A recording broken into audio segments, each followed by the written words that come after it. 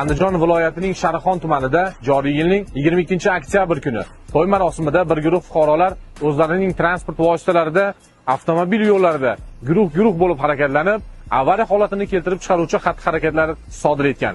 O'tkazilgan tezkor surishtiruv davomida qoidabuzar haydovchilar hamda ularga tegishli bo'lgan transport vositalari aniqlanib, ularga O'zbekiston Respublikasi Ma'muriy javobgarlik to'g'risidagi kodeksning 128.10 moddasiga asosan belgilangan tartibda ma'muriy bayonnomalar rasmiylashtirilib, transport vositalari vaqtinchalik saqlash uchun jarima maydoniga joylashtirildi. Shuningdek, Sharqon tumani Ichki ishlar bo'limi yo'l harakati xavfsizligi guruh xodimlari tomonidan to'plangan hujjatlar jinoyat ishlari bo'yicha Sharqon tuman sudiga yuborildi.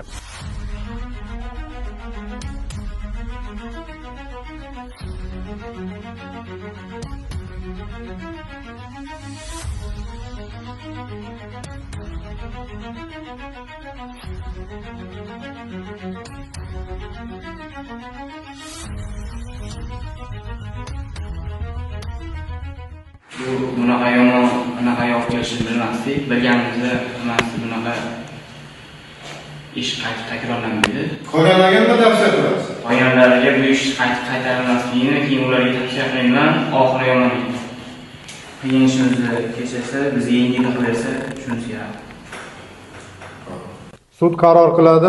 O'zbekiston Respublikasi Ma'muriy javobgarlik to'g'risidagi kodeksning 128.10 moddasi 1-qismi bilan 1 yil muddatga transport vositalarini boshqarish maxsus huquqidan mahrum qilib, bazaviy hisoblash miqdorining 25 baravari miqdorida, ya'ni 10.300.000 so'm jarima jazosi solinsin.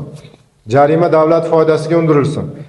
Qarorning transport vositalarini boshqarish huquqidan mahrum qilish jazo qismini ijro qilish Sharqon tuman IIB zimmasiga yuklatilsin. Qarordan norozi taraflar qaror o'qib eshitilgan kundan, huquqbuzar qaror nusxasini olgan kundan 10 sutka ichida Andijon viloyat sudining jinoyat ishlari bo'yicha sudlov hay'atiga apellyatsiya tartibida apellyatsiya berish muddati o'tgach, birinchi instansiya sudining qarori chiqarilgan kundan e'tiboran 6 oy ichida kassatsiya tartibida shikoyat berishga, prokuror esa protest bildirishga haqlidirlar.